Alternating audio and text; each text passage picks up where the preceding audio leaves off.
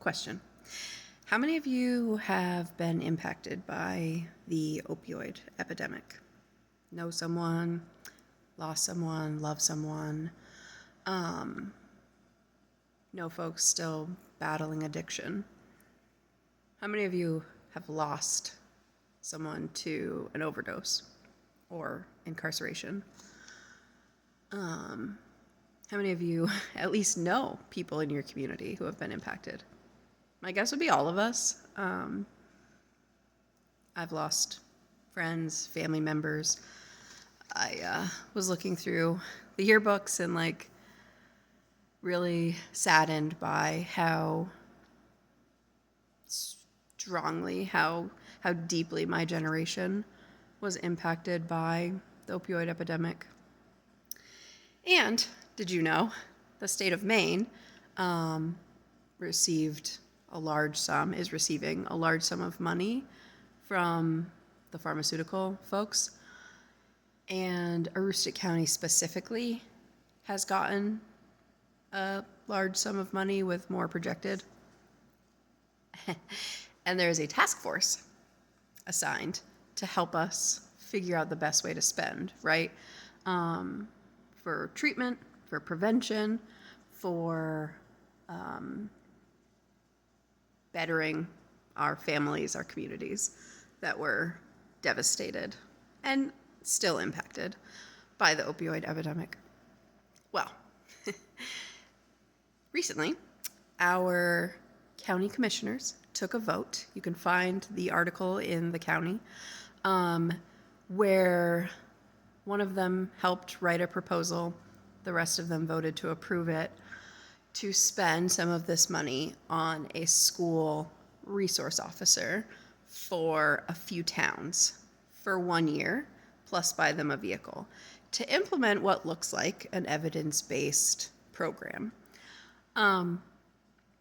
Sure, sounds okay.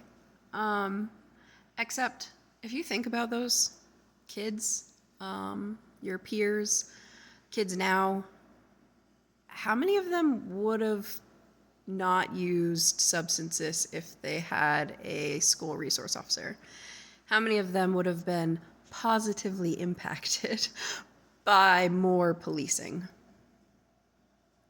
Not many. Personally, there's a story. If you read the article, one of the commissioners talks about when he was in school and the DARE program, and he saw this man with the voice box, and he was like, I will never smoke. I went through DARE. I'm a DARE kid. Me, personally, I was scared, right? I have never tried anything beyond pot because I was scared. And I also saw what it did to people. But I'm the exception, not the rule. Most folks are not scared straight. It doesn't work. We know it doesn't work. So why are we investing a significant amount of money into this program when there are much better options? And why did we let my bias here, old dudes make this decision for us? From what I can tell, they didn't listen to the task force that was assigned to support in the spending of this funding. They came up with a proposal. I'm guessing they have a buddy that they want to hire for this really well-paid job for 1 year. And then they're going to ask the school systems to fund it indefinitely.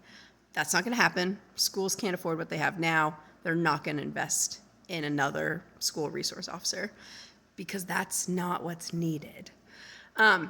Anyway, all of this to say is I'm concerned about our commissioners' use of this funding, and so I am going to attend their next meeting on June 17th at 1 p.m. at the Caribou Courthouse, and I hope if you or someone you know is passionate about this subject and believes that there's a better use of this money, join me.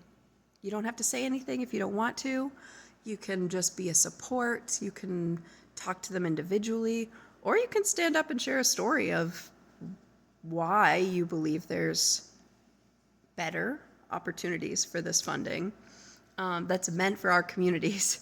This is meant for people who were impacted by the opioid epidemic. So if you want to talk more, reach out. I would love to see our community show up for something that matters. Thanks.